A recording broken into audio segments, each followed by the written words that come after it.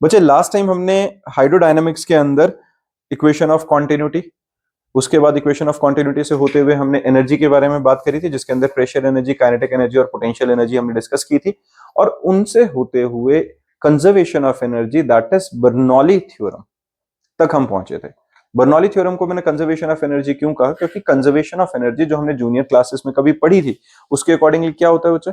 उसके अकॉर्डिंगली था हमारे पास कि the total energy of the system is conserved. अगर total energy of the system is conserved है, तो यहां पर किसी फ्लूइड के लिए total energy, that is sum of pressure, potential and kinetic, is conserved, that is constant. तो यही बर्नौली थ्योरम की बेसिक स्टेटमेंट थी कि जो टोटल एनर्जी है वो कांस्टेंट है। इसको हमने डिराइव करते हुए क्या डिस्कस किया था, एक बार मैं क्विक रिकैप दे रहा हूं, साथ में इन्वॉल्व रहेंगे सारे। इसको समझने के लिए पहले हमने वेरिएबल क्रॉस सेक्शनल एरिया की एक ट्यूब मानी थी, जिससे हमने क्या किया था, लिक्विड को फ्लो कराया था। अब यहां इस ट्यूब के अंदर दो तीन चीजों की वेरिएशन सामने सामने तुम्हें दिख रही होगी। पहली जो वेरिएशन है वो क्या है बच्चे? क्रॉस सेक्शनल एरिया की। दूसरा, अगर मान लो मैं ग्राउंड लेवल ये बना लेता हूं, तो यहां पर इसकी जो हाइट है ये कितनी है? h1, ठीक है, ये हाइट h1 आ गई है। इसकी जो हाइट है वो कितनी आ गई है? h2। इसकी क्रॉस सेक्शनल एरिया की वैल्यू a1, इसकी क्रॉस सेक्शनल एरिया की वैल्यू a2। यहां से जब लिक्विड अंदर एंटर कर रहा है, इसकी वेलोसिटी है v1, यहां से जो liquid against the pressure flow करके बाहर निकल रहा है वो आ गया v2। ये हमने लास्ट टाइम डिस्कस किया था। एक और काम करते हैं, यहाँ पे इनिशियल प्रेशर हो गया हमारे पास p1 और यहाँ पे हमारे पास प्रेशर आ गया था p2। पोटेंशियल एनर्जी अपने अपने अकॉर्डिंगली हाइट के हिसाब से आ जाएगी। अब देखो स्टोरी हमने क्या करी थी, हमने डिस्कस किया था इससे पहले जो इक्वेशन ऑफ कॉन्टिन्यूटी में डिस्कस किया था, that velocity is inversely proportional to cross sectional area. That means यहां पर अगर क्रॉस सेक्शनल एरिया ज्यादा है तो वेलोसिटी कम रहेगी, यहां पे क्रॉस सेक्शनल एरिया कम है तो वेलोसिटी ज्यादा रहेगी। यहां पे हाइट कम है तो पोटेंशियल एनर्जी कम रहेगी, वहां हाइट ज्यादा है तो पोटेंशियल एनर्जी ज्यादा रहेगी। दोनों केसेस में मैं क्या बात कर रहा हूं? दोनों कौन से? काइनेटिक एनर्जी और पोटेंशियल एनर्जी। यहां पर वेलोसिटी कम है तो काइनेटिक कम है, हाइट कम है तो पोटेंशियल कम है। वहां पर वेलोसिटी ज्यादा है तो काइनेटिक एनर्जी ज्यादा है, हाइट ज्यादा है तो पोटेंशियल एनर्जी ज्यादा है। तो नीचे से इस क्रॉस सेक्शन A1 वाले क्रॉस सेक्शन से जाते हुए जब A2 पे पहुंचा, तो हमारे पास increase in kinetic and potential हुआ कि नहीं? तो यहां तक सारी बातें क्लियर है कि अगर जो हमारे पास वेलोसिटी इंक्रीज हो रही है तो increase in kinetic energy, height increase हो रही है तो increase in potential energy.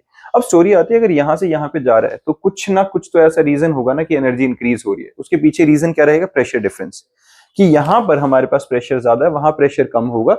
Higher pressure to lower pressure liquid यहां पे फ्लो कर रहा होगा, और उसी प्रेशर डिफरेंस की वजह से वहां पर एनर्जी इंक्रीज हो रही है। इसमें किसी को दिक्कत? ये वाली बात ठीक है। तो लास्ट टाइम जब हमने इसको डिस्कस किया था, उसमें हमने सबसे पहले जो एनर्जीज के बारे में बात करी थी वो समझ में आ गया। काइनेटिक एनर्जी का formula half mv², potential energy का फॉर्मूला सीधा सा अपना जो mgh ही लगेगा, और उसके थ्रू होते हुए नेट वर्क डन। अगर मैं क्या बात कर रहा हूं, मुझे टोटल वर्क डन निकालना है, किस चीज के लिए? हम क्या बात करें, जिस टाइम पे लिक्विड एक क्रॉस सेक्शनल एरिया से दूसरे क्रॉस सेक्शन तक जो किसी हाइट पे है वहां तक जा रहा है, तो हमारे पास जो नेट वर्क डन पर सेकेंड, नेट वर्क डन पर सेकेंड, नेट वर्क डन पर सेकेंड का मतलब क्या होता है? Force into displacement. अपने को पता है वर्क डन का सीधा सीधा फॉर्मूला ये होता है। पर सेकेंड का मतलब मैं इसको टाइम से डिवाइड कर दूं। अगर मैं डिस्प्लेसमेंट बाय टाइम की बात करूं तो मैं फोर्स इनटू वेलोसिटी लिख सकता हूं एक सेकंड के लिए। किसी को दिक्कत? और जो फोर्स है उसको मैं क्या लिख सकता हूं? Pressure into cross sectional area. किसी को दिक्कत है इसमें? है ना, फोर्स का फॉर्मूला क्या होता है? प्रेशर होता है force per unit area, cross multiply करेंगे तो P1A1 इंटू V1, ये हमारे पास क्या हुआ? ये इस जगह पे होने वाला वर्क डन है। नेट वर्क डन क्या होगा? यहां से वहां तक जाते हुए जितना होगा, तो दोनों के बीच में जो प्रेशर डिफरेंस होगा, P1A1 V1 minus P2A2 V2, ऐसा कुछ होना चाहिए। अब एक बात बताओ, A इंटू V1 क्या होता है? Cross sectional area into velocity. Cross sectional area into velocity पर सेकंड के हिसाब से अगर हम लें तो अमाउंट ऑफ वॉल्यूम हो गया कि नहीं? है ना, क्रॉस सेक्शनल एरिया इंटू जो हाइट होती है इंटू जो लेंथ होती है किसी ट्यूब की। अगर मैं किसी सिलेंडर का केस लेके समझाऊं तुम्हें, तो ये क्रॉस सेक्शनल एरिया क्या होता है? पाई आर स्क्वायर, और इसकी अगर ये लेंथ, हाइट मतलब h हम लिखते होते थे, तो वॉल्यूम का formula pi r square h होता है कि नहीं? पर अगर एक सेकंड के अंदर मैं बात करूं, तो एक सेकंड के अंदर जिस वेलोसिटी के साथ लिक्विड फ्लो कर रहा है वही डिस्टेंस की तरह कंसीडर किया जाता है। है ना। तो मैं हाइट की जगह या लेंथ की जगह वेलोसिटी लिख लूं तो ये amount of volume flowing through the cross section in 1 second हम लिख सकते हैं कि नहीं। किसी बच्चे को इस स्टेप में तो दिक्कत नहीं थी, तो हमने यहां पे क्या किया, हमने, हाँ जी किसी को दिक्कत है इसमें बेटा, हमने क्या बात करी है, ये अगर अपने पास मैं वॉल्यूम की बात करता हूं तो amount of volume flowing through this point in 1 second, in 1 second क्या होगा, वॉल्यूम का फॉर्मूला होता है cross sectional area into length. 1 second के लिए जो हमारे पास लेंथ की वैल्यू होगी वो एग्जैक्टली वेलोसिटी के इक्वल होती है कि नहीं। तो cross sectional area into velocity a1v1 को मैं वॉल्यूम ऑफ लिक्विड से रिप्लेस कर सकता हूं। अब जितना लिक्विड अंदर एंटर किया होगा उतना ही लिक्विड बाहर निकलेगा, तो वहां पर जो वॉल्यूम बाहर निकली है वो a2v2 वो भी इसके इक्वल होनी चाहिए, कोई दिक्कत। नेट वर्क डन की जब मैं यहां पे बात कर रहा हूं तो नेट वर्क डन किसके इक्वल आना चाहिए अपने पास, जो a1v1 किसके इक्वल आ गया बच्चे, p1v into volume minus p2 a2v2 किसके इक्वल आ गया, वॉल्यूम। डन है, this is the net work done due to pressure difference. यहां पे जो प्रेशर डिफरेंस की वजह से वर्क डन हुआ है, यही work done increase in kinetic और पोटेंशियल एनर्जी के पीछे का कॉज होना चाहिए, होना चाहिए कि नहीं। तो अगर मेरे पास नेट p1v माइनस p2v को मैं increase in kinetic energy that is half m v2 का square minus half m v1 का स्क्वायर ऐसे लिख लूं तो किसी को परहेज है इसमें, कोई दिक्कत नहीं है, प्लस mgh2 माइनस mgh1 ऐसा लिख सकता हूं, बिल्कुल ठीक है। 1 1 वाले एक साइड कर देते हैं, 2 2 वाले एक साइड कर देते हैं, तो क्या होगा p1v plus half m v1 का square plus mgh1 is equal to p2v उधर गया प्लस हाफ m v2 का स्क्वायर प्लस mgh2, कोई परेशानी। अगर मैं इसको पर यूनिट मास लिख लूं, मैं इसको पर यूनिट मास कर दूं तो हर तरफ m से डिवाइड कर देंगे, इधर m कट जाएगा, इधर m कट जाएगा, इधर m आ गया, इधर m कट गया, इधर m कट गया, कोई दिक्कत। तो अगर 1 1 1 2 2 2 वाली वैल्यूज के इक्वल होते हैं तो हम डायरेक्टली लिख सकते हैं pv बाय m, या वॉल्यूम बाय मास को मैं क्या लिख सकता हूं 1 अपॉन डेंसिटी, तो मैं p by rho plus half v square plus gh is equal to constant लिख दूं, the total energy per unit mass sum of the pressure energy kinetic energy and potential energy per unit mass is constant. किसी को दिक्कत, this is Bernoulli theorem. Done है बच्चा, ये quick recap है, last lecture में हमने बहुत डिटेल में किया था, जिसको और डिटेल में देखना है उस लेक्चर से देख लेना। आज हम एक छोटा सा एक्सपेरिमेंट करके देखते हैं, रख दो बच्चा। हमारे पास एक बहुत सीधी सी चीज है, इसका एग्जैक्ट मीनिंग समझ में आता है तुम्हें, हमने क्या किया है अभी। अगर मैं इसके मीनिंग की बात करूं कि ये टोटल एनर्जी कांस्टेंट होने का लॉजिक क्या है, इसको समझने के लिए पहले सिंपल सा एक एक्सपेरिमेंट करके देखते हैं। छोटी सी चीज है बिल्कुल ना। ये देखो बच्चे, अपने पास ये बॉल है, बहुत हल्की है, कोई आके उठा के देख सकता है हाथ में, बहुत हल्की सी बॉल है, ठीक है ठीक है। ये वाली जो बॉल है प्लास्टिक की हल्की सी बॉल, इसको मैं इसके अंदर डालूं। अब तुम में से कौन ऐसा कमजोर बच्चा है जो इसको इसके अंदर फूंक मार के इस बॉल को ना उड़ा पाए? तुम नहीं उड़ा पाओगे पक्का। किस किस को लगता है कि ये बॉल अगर तुम इसको मुंह लगा के जोर से हवा मारोगे तो ये बॉल नहीं उड़ पाएगी? ये तुमने वो टॉय देखा, वो उड़ जानी चाहिए, नहीं नीचे नहीं, वो एक बार उड़ा के गिरा देनी है बस, चाहे इतनी। अगर बाहर निकाल दो तो बहुत ही बढ़िया, जिसको लग रहा है कि मैं बाहर निकाल देता अगर ये छोटा होता तो इसको और काट देते हैं, कोई दिक्कत नहीं है, लेकिन हो जानी चाहिए, है ना, आराम से होना चाहिए। कौन ट्राई करेगा? कोई बच्चा है जो ट्राई कर सकता है? हाँ आ जाओ, कोई आ जाओ, आ जाओ नीलाक्ष भाई साहब आ जाओ। एक बार इसको क्या करना है, इसको बस मुंह लगाना है और जोर से धक्का मारना है ताकि ये बॉल उड़ जाए ऊपर की तरफ करके, ठीक है। हाँ हाँ मुंह लगा लो, साफ है, वॉश करके ही काटा था हमने, कोई झूठू कूट नहीं है। हाँ जी आ जाना, फिर धो लेना। अरे कोई, अरे नहीं है, किसी का नहीं है, धो के रखा था। अगर किसी और को करना है तो वही बॉटल वॉश कर लेना, ट्राई कर लेंगे। वरना एक बच्चा है, कोशिश मान लेते हैं इसके अंदर बहुत जान पड़, हाँ ऊपर करके जैसे मन करे जोर से धक्का मार, ऐसे नहीं, ऐसे भी कर लेंगे पहले एक बार। हाँ फूंक ही मारना है, मुंह लगा जोर से ऊपर करके, जोर से लगा लगा, कोई नहीं, जोर से। अरे अरे अरे एक मिनट, देख तो लो हो क्या रहा है, देखो तो, कर ट्राई कर। हाँ फिर से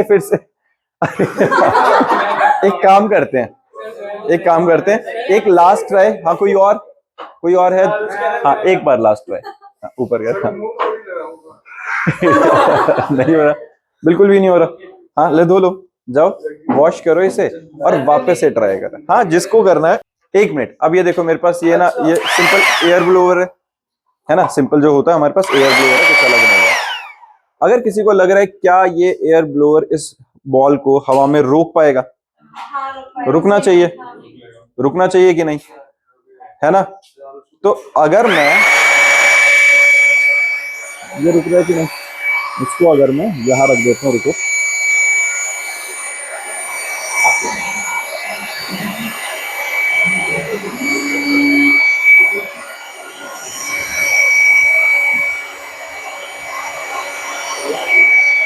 रुक गया, है ना? इसका मतलब बॉल तो इतनी भारी नहीं है कि ना आ सके, ये तो क्लियरली दिख रहा है। तो जितना ये तेज हवा मार रहा है उतना तेज ना सही, बट थोड़ी बहुत तेज तो कोई ट्राई कर ही सकता है। आओ भाई साहब, जगी भाई साहब, हाँ उसमें जान प्राण नहीं होंगे, मे भी।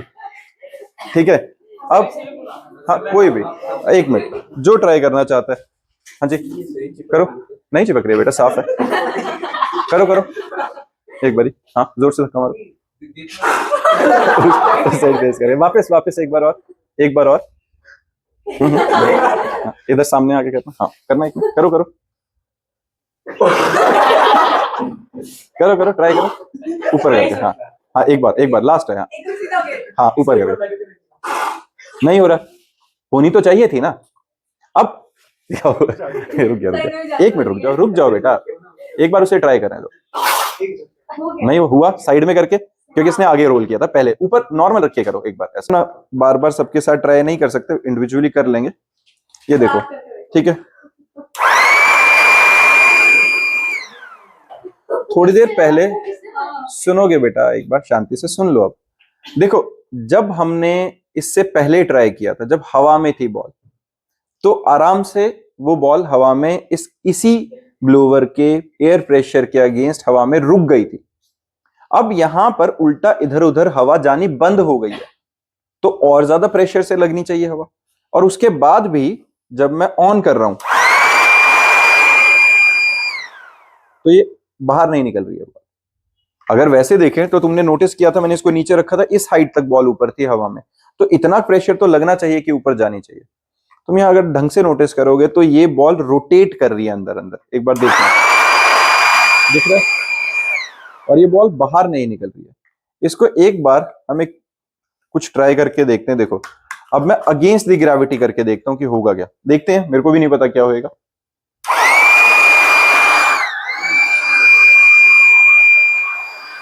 ये क्या हुआ सर? इसको अगर थोड़ा नीचे रखोगे तो भी ऐसे, अगर थोड़ा नीचे रखेंगे, ऊपर रखेंगे, वो तो फिर अगर मगर की कहानी है। चाचा की मूछें होती तो क्या होता, चाची चाचा होती, है ना? ऐसा ही होता, चाची की मूछें होती तो क्या होता, ऑब्वियस सी बात है, फिर चाची चाचा होती वो।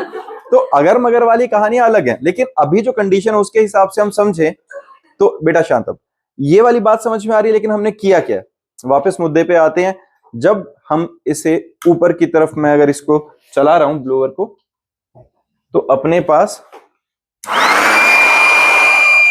ये नहीं उड़ा पा रहा है।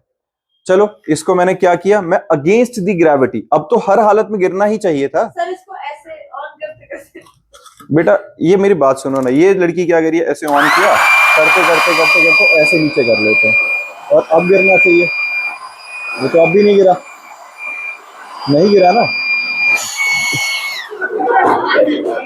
वो सभी कुछ गिर गया। अरे वो तो सब कुछ गिर गया ना, गिरे हुए लोगों, कहते गिर गया मतलब सारा टारगेट देखता, अरे खराब हो जाए कुछ देना बच्चे क्या से। हाँ जी सुनो जरा, लेकिन कुछ तो कंसेप्ट होगा ना यहाँ पे, यहाँ अगेंस्ट द ग्रेविटी जाते हुए भी ये बॉल नीचे नहीं गिर रही थी, कुछ तो होना चाहिए। यहाँ पे बर्नौली थ्योरम लगी थी। अब बर्नौली थ्योरम के अकॉर्डिंगली क्या हो रहा था भाई, बर्नौली थ्योरम के अकॉर्डिंगली दो तीन चीजें हैं। एक बार पहले इस एक्सपेरिमेंट को देख लिया, अब एक और नेक्स्ट एक्सपेरिमेंट करते हैं। कोई एक सिंपल पेज ले लेते हैं, देखो ये है अपने पास, ठीक है, इक्विलिब्रियम का टेस्ट है तुम्हारा, सुनहरी यादें। अब यहां पर अगर मेरे पास देखो, ये यहाँ पे है ना, ये मान लेते हैं कि मैं, बच्चे एक बार आना पड़ेगा निताक्षा ना, इसको ना ऐसे पकड़ लेते हैं। अब एक चीज बताना, सिंपल सी चीज देखना, ये कोई बहुत नया एक्सपेरिमेंट नहीं है, मे भी तुमने जूनियर क्लासेस में देखा। साइड में आ जाओ, इसको देखना, या इसी साइड आ जाओ, मैं दिखाता हूँ।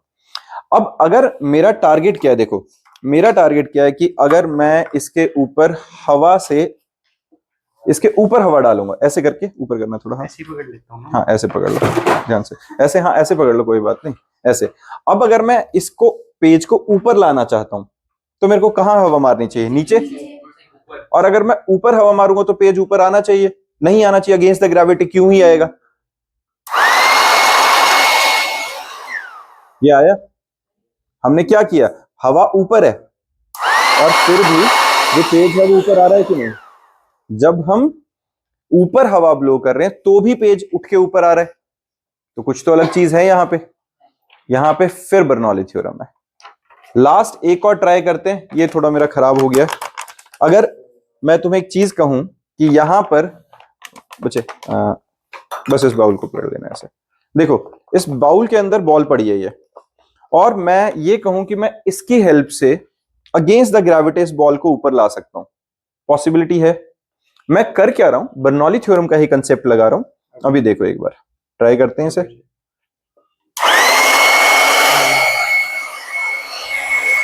दिख रहा है, ये अगेंस्ट द ग्रेविटी बॉल आई। ये कैसे हो रहा है, और हमने कोई सक्शन वाला पाइप यूज नहीं किया है, यहां पे कुछ भी नहीं है, सिंपल एयर ब्लो कर रही है। हर केस के अंदर जो भी चीजें थी, थैंक यू बच्चा, जो भी चीजें थी, चाहे वो बॉल थी चाहे वो पेपर था, हर केस में, तीनों जितने भी हमने केसेस डिस्कस करे उसमें हर कुछ अगेंस्ट द ग्रेविटी कैसे हो रहा है। ग्रेविटेशनल फोर्स हर बार नीचे पुल कर रही थी, उसके बावजूद भी सारी चीजें अगेंस्ट द ग्रेविटी राइज कर रही हैं। और हमने हर बार, मैंने एक बात बोली कि ये सारे के सारे एप्लीकेशन ऑफ बर्नौली थ्योरम। अब ये एप्लीकेशन ऑफ बर्नौली थ्योरम या बर्नौली थ्योरम ने बेसिकली बोला क्या था, किसी को बर्नौली थ्योरम एग्जैक्टली समझ में आई है, हमने मैथमेटिकल ट्रीटमेंट देख ली है, बट इसका एक्चुअल मीनिंग क्या है। हमने छोटी क्लास में law of conservation of energy पढ़ी हुई है। Law of conservation of energy पढ़ते हुए सबसे कॉमन जो हमारे पास एग्जांपल आता है, जो बेस्ट एग्जांपल रहता है अपने पास, वो क्या होता है, ये वाला पेंडुलम वाला, है ना। ये क्या कहता है भाई, अगर एक हाइट पे मैं इसको पकड़ लेता हूं तो क्या हुआ, पोटेंशियल एनर्जी मैक्सिमम। जब मैं इसे छोड़ूंगा तो सेंटर पे आते हुए, जब वो यहां से आ रहा है तो इस पॉइंट पे काइनेटिक एनर्जी मैक्सिमम, और वही काइनेटिक एनर्जी फिर ओवरशूट करके वापस पोटेंशियल में कन्वर्ट हो रही है। Total sum of energy is constant. जो मैंने वर्क डन किया, मेरे द्वारा किया गया काम इसके अंदर एनर्जी की फॉर्म में स्टोर हुआ, and the total energy is constant. ये क्लियर है। तो यानी कि एनर्जी, अगर यहां मैं एयर रेजिस्टेंस का पार्ट हटा दूं, मैं ये मान लूं कि हम स्पेस में हैं या एयर नहीं है, तो मुझे पता है कि ये कभी भी रुकेगा नहीं, और जितनी हाइट से जा रहा है उतनी हाइट पे हर बार आएगा, होना चाहिए, ये सबको पता है। तो यही चीज इस फॉर्मूला के अंदर छुपी हुई थी। काइनेटिक और पोटेंशियल तो थी ही, साथ में प्रेशर एनर्जी भी आ गई। टोटल एनर्जी कांस्टेंट का मतलब क्या हुआ कि अगर एक चीज को बढ़ा दोगे तो दूसरी चीज घटनी चाहिए, होना चाहिए कि नहीं, ऐसे ही होना चाहिए। तो इसका एक सीधा सा, अगर हम एप्लीकेशंस की बात करते हैं, इन हर एप्लीकेशन में सबसे पहले वो पेज वाला अगर मैं एग्जांपल बताता हूं, जब हमने पेज के ऊपर हवा मारनी शुरू करी, पहला तो एक कंसेप्ट समझना, जहां पर वेलोसिटी ज्यादा हो जाएगी। देखो हाइट का कोई डिफरेंस नहीं है, तो पोटेंशियल एनर्जी का कंसेप्ट फिलहाल होल्ड कर लेते हैं, प्रेशर एनर्जी और काइनेटिक एनर्जी को रिलेट करते हैं, क्योंकि हाइट तो चेंज कर ही नहीं रहा ना मैं इसकी, तो पोटेंशियल एनर्जी में कोई वेरिएशन नहीं। जब मैं यहां से तेज हवा भेज रहा था, उस तेज हवा ने प्रेशर ज्यादा किया है या कम किया? कम किया होगा। क्यों कम किया होगा? क्योंकि इस पेज को नीचे भेजने वाला क्या है, सिर्फ यहां पर ग्रेविटेशनल फोर्स नहीं है, यहां एटमॉस्फेरिक प्रेशर भी है जो उसे कॉन्टिन्यूअसली नीचे डालता है, नीचे की तरफ उस पर जोर लगा रहा था, यही है। अब अगर मैं यहां से लगने वाले प्रेशर को, जो एटमॉस्फेरिक प्रेशर है, उसको हटा दूं, अगर मैं यहां से लगने वाले एटमॉस्फेरिक प्रेशर को हटा दूं, तो नीचे तो एटमॉस्फेयर उतना ही था। ये बात समझ में आ रही है? मैं इसका एक सिंपल सा एग्जांपल बताता हूं। आना हरमन बच्चे, अब इधर देखो, एक सिंपल एग्जांपल समझना। इसमें बस यहीं खड़े हो जाओ, कोई नहीं, सामने इस साइड आ जाओ, कहीं आ जाओ, आ जाओ इधर आ जाओ। देखो यहां देखना एक बारी, ये और मैं पंजा लड़ा रहे हैं, ठीक है, आओ भाई साहब, ऐसे ही बस हाथ, बस पकड़ना नहीं है हाथ, ठीक है, ऐसे रखते हैं, सिंपल। यहां पर मैं एक काम करता हूं, ये बॉल है मेरे पास हमारे हाथ के बीच में, ठीक है, बॉल दिख रही है बीच में है। अब ये है कौन, ये समझना जरा। ये जो बॉल है ये हम सब लोग हैं, कोई भी इंडिविजुअली ऑब्जेक्ट, कोई भी अगर इसके ऊपर से भी प्रेशर लगाए, नीचे से भी प्रेशर लगाए, इधर से भी लग रहा है, इधर से भी, क्यों, हमारे हर तरफ एटमॉस्फेयर है, हर तरफ से ये फोर्स हर तरफ से बराबर लग रही है, जिसकी वजह से हम बैलेंस्ड है। किसी एक तरफ से ज्यादा लगती तो हमारा कुछ ना कुछ मूवमेंट होता, किसी तरीके से डिफॉर्म होते, जोर लगा थोड़ा। अब यहां पर हर बार क्या हो रहा है, दोनों तरफ से हम बराबर जोर लगा रहे हैं, बहुत ज्यादा ना सही पर हमने जोर लगाया हुआ है, ठीक है। अब जब मैंने यहां से एयर ब्लो करनी शुरू करी, लगाते रहो बच्चे, जोर लगाओ, कोई नहीं। अब मैंने जब एयर ब्लो करनी शुरू करी, मैंने कहां करी, पेपर के ऊपर की साइड।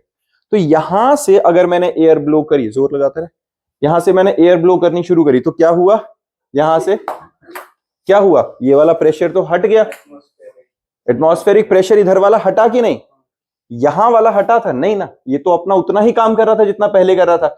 इसने मेरे हाथ हटाने के बाद भी कुछ इसने एफर्ट एक्स्ट्रा नहीं बढ़ाया, सिर्फ ये अपना ही काम कर रहा था, लेकिन इसको बैलेंस करने वाला जो काउंटर बैलेंस दे रहा था यहां से प्रेशर, वो हट गया। तो हटते ही इसने क्या काम किया, इसको इधर धक्का मार दिया। थिंक यू बच्चा, बैठो। तो इस केस में जब यहां से मैंने एयर ब्लो करनी शुरू करी, तो ऊपर से लगने वाला एटमॉस्फेयर जो था वो हट गया, यहां से ऊपर से लगने वाला धक्का हट गया, नीचे वाला तो वही था। जैसे जब मैंने हाथ हटाया तो मेरा हाथ हटा था, इसका तो वही था जो जोर लगा रहा था। तो नेट रिजल्टेंट ऊपर की तरफ वर्क डन में आया कि नहीं, लॉजिक समझ में आया ये, पक्का। अगर हमने क्या किया, जहां पर ज्यादा तेज हवा चलाई, हाई वेलोसिटी क्रिएट करी, लो प्रेशर हो गया। क्या हुआ, हाई वेलोसिटी लो प्रेशर, क्यों, the sum of total energy, pressure energy, kinetic energy and potential energy is constant. Potential energy वो कांस्टेंट ही है, उसमें कोई चेंज नहीं ला रहे हैं, लेकिन जब मैंने वेलोसिटी इंक्रीज करी एयर की, तो वेलोसिटी इंक्रीज करने से काइनेटिक एनर्जी बढ़ गई, तो प्रेशर एनर्जी घट गई। अगर यहां का प्रेशर घट गया तो नीचे वाला प्रेशर उतना ही काम कर रहा था, तो उस प्रेशर ने इसको ऊपर की तरफ लिफ्ट कर दिया। तो जब मैंने एयर ब्लो करी, उस एयर ने सिर्फ क्या किया, यहां के जो एनवायरमेंट था, जो इसके ऊपर वाला जो एटमॉस्फेरिक प्रेशर लग रहा था, उसको हटा दिया।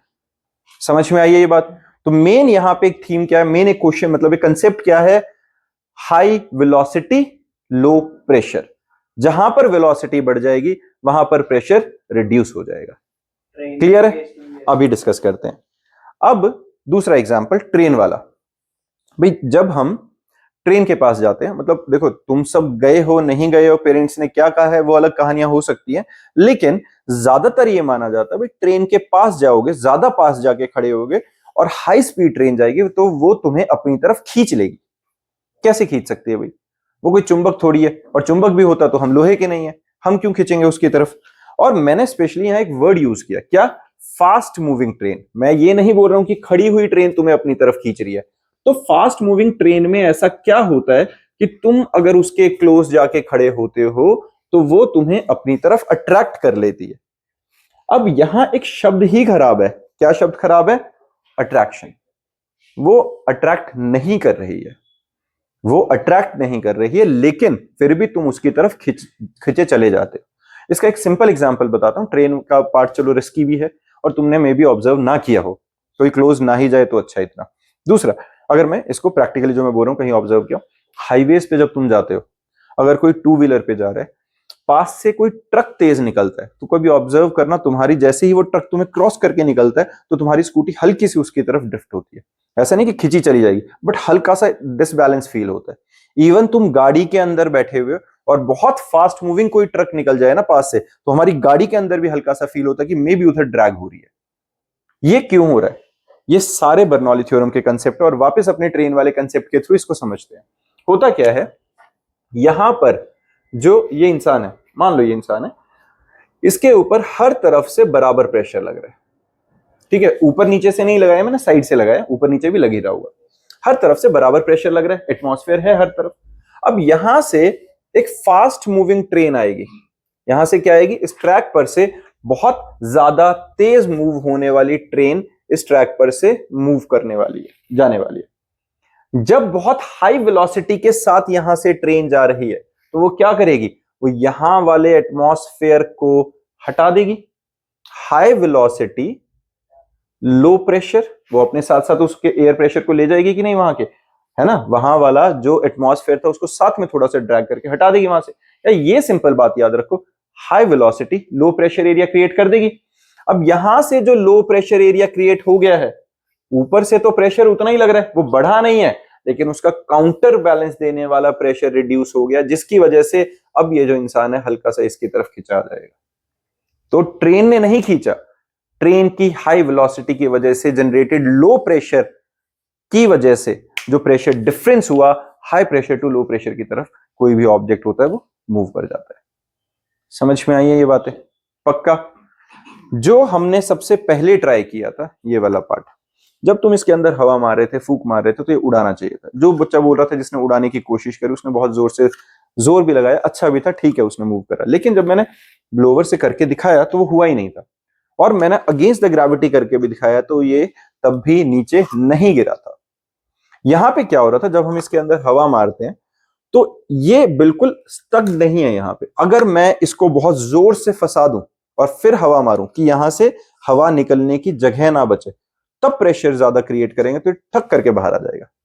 लेकिन तुमने क्या नोटिस किया, जब मैं इसके अंदर हवा मार रहा था तो ये रोल कर रही थी, रोटेट कर रही थी, क्योंकि ये साइडों से जितनी भी हवा थी उसको निकलने की थोड़ी थोड़ी जगह मिल रही थी साइडों से। High velocity, high velocity generate हो रही थी साइड से निकलते हुए, जो थोड़ी सी जगह वहां से, तो बहुत लो प्रेशर एरिया क्रिएट हो रहा था।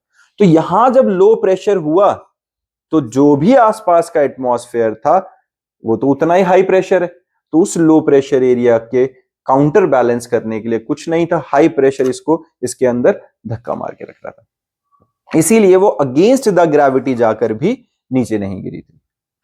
समझ में आया? वो घूम इसलिए रही थी क्योंकि वेलोसिटी तो है ही ना वहां पे, वेलोसिटी से निकालने की कोशिश करिए, वो रोल कर रही है साथ में। अगर ये ना घूमे, फ्रिक्शन भी तो अपना रोल प्ले करेगा, फिर तो वो फंसी रह जाएगी, फंसी रह जाएगी, वेलोसिटी रिड्यूस हो जाएगी, वेलोसिटी कम हो जाएगी, प्रेशर बढ़ेगा, फिर तो बॉल निकल के जानी चाहिए। समझ रहे हो? अब मैं उस वाले बात पे आता हूं कि बच्चे ने जब उड़ाया था तो फिर उड़ी कैसे थी, क्योंकि वो भी तो काउंटर क्वेश्चन होना चाहिए ना, कि उसने तो एक बार तो जोर लगा के उड़ा ही दिया था। तुमने कहा था कि शायद सर की एक्सपेक्टेशंस के अकॉर्डिंगली एक्सपेरिमेंट फेल हो गया फिर तो, क्योंकि ब्लोअर के थ्रू नहीं हो रहा और उसने किया। ऐसा क्यों? जब वो इसे ब्लो कर रहा था तुमने नोटिस नहीं किया, वो पता कैसे कर रहा था, वो बहुत पहले सक इन वाले पोजीशन पे था, कि वो एग्जैक्टली इस हवा को नीचे खींच रहा था। तो एक तो वो वाला कि उसने पहले क्या किया था, बच्चे ने हवा नीचे खींची, और दूसरा केस उसने मुंह नहीं लगाया था यहां पे। अब मुंह ना लगाने से क्या हुआ भाई, अगर वैसे सोचे तो जितना मुंह लगाएगा उतना ज्यादा जोर से हवा जानी चाहिए, लेकिन जब उसने मुंह नहीं लगाया उसने दूर से हवा मारी। एग्जैक्टली कैसे, अभी देखना। मैं वापस से वही ब्लोवर, वही सारा केस, बस दूर से कर रहा हूं, दिख रहा है, मैं टच नहीं कर रहा। तो वो कंपैरेटिवली थोड़ा बहुत ऊपर है, अभी और करेंगे।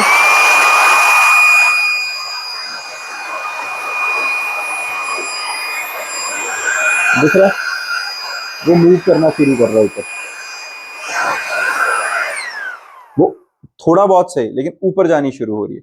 अगर मैं ऐसे करके कर रहा हूं तो नोटिस करो वो बिल्कुल भी ऊपर नहीं जा रही है।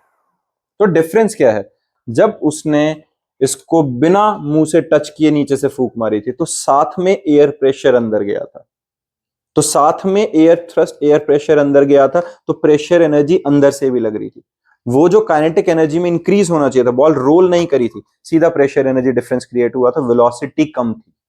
लेकिन जब वो रोल करिए, जब एरिया कम है, क्रॉस सेक्शनल एरिया घट गया यहां पर एयर को निकलने के लिए, तो वेलोसिटी बढ़ गई। जब ये बॉल अंदर थी, साइडों से जगह कम थी, तो क्रॉस सेक्शनल एरिया जहां से एयर निकलनी चाहिए वो कम है, तो क्या हो रहा है, अगर क्रॉस सेक्शनल एरिया कम है तो वेलोसिटी बढ़ी, प्रेशर रिड्यूस हो।